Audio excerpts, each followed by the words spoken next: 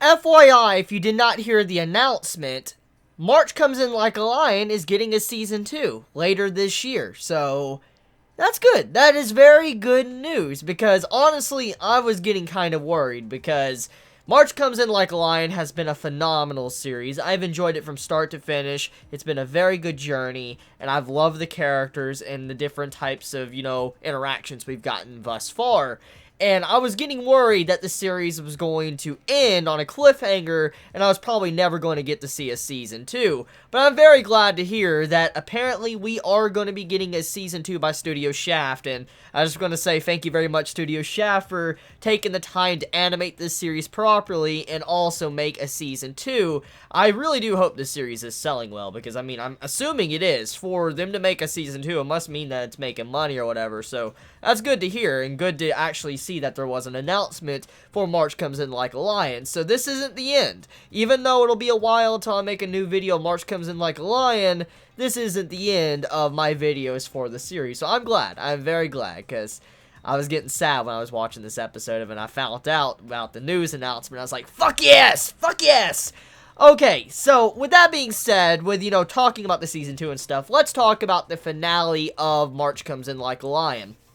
So, this episode really shows one of the key themes of the series, and I think it's a perfect way to conclude Season 1, and how much, Ray, our main character, has actually developed throughout the entirety of the series, because one of the big things about his character is that he's very lonely. He's someone that's been by himself, and he doesn't really know how to open up and communicate with others, and it's been shown time and time again throughout the series, and we have seen this gradual progression when he puts himself out there to be able to interact with others, and I feel like it's a beautiful way to conclude the season, to just show how much he has changed since episode 1. So the main conflict of this episode, the final episode of season 1, is Ray taking us a trip to his past and all he's been through, everything he's been through, with how people used to avoid him, despise him, not want to be around him, and how he was pretty much a lonely boy throughout the entirety of his school life, but also how the only reason why he really enjoyed going to play shogi is not just because he liked playing shogi,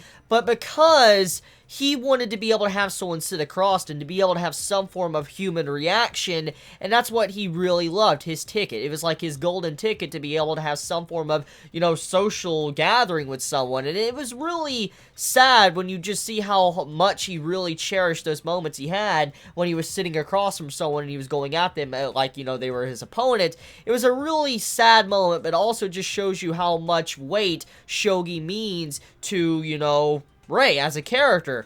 So, this episode, I just want to commend the teacher. The teacher, I've commended him in the past. I've commended him for being a very good dude and just taking that one step further than not many teachers do in real life. Like, not a lot of teachers are willing to go that extra mile to help out someone, and just seeing a teacher do that and helping out Ray and, setting him up with a club, but also allowing him to have some form of gathering where he can interact with others while at school, it really sent a message in this episode to show that Ray is opening up and he's finally getting a group he could spend time together with. Besides just, playing shogi and going up against someone, he finally has someone he can communicate with and talk, with, that's not just always going to be around shogi. And I really love that interaction he got towards the middle of this episode when his teacher was setting up the shogi club, and then he went to the science club and they fused the clubs together, and you had to where the senpai was like, hey, I would like to really learn. I would like you to teach me. And when you saw Ray's face just,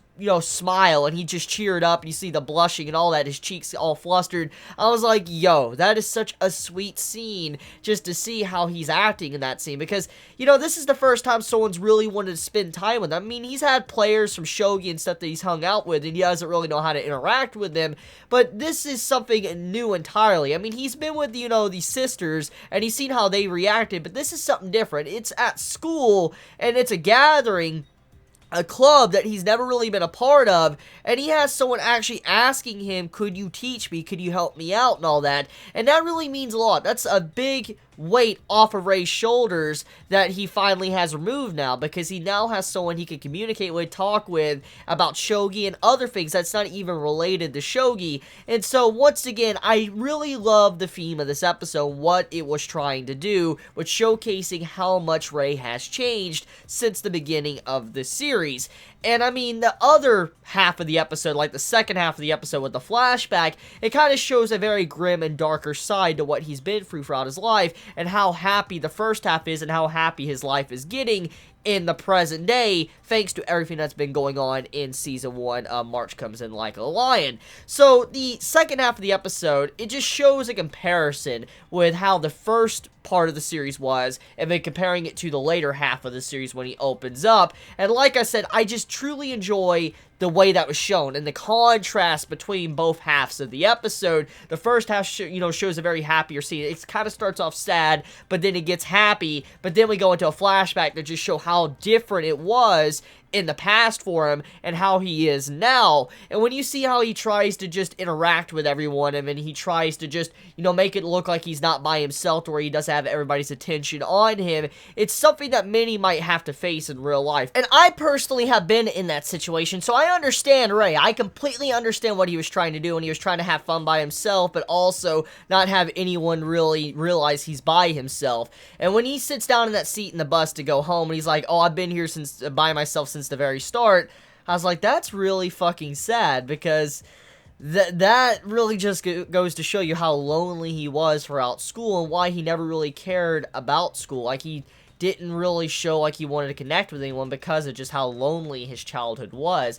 It's very sad. It's a very sad scene, and I gotta admit that, this episode really just shows how much he has changed as a character.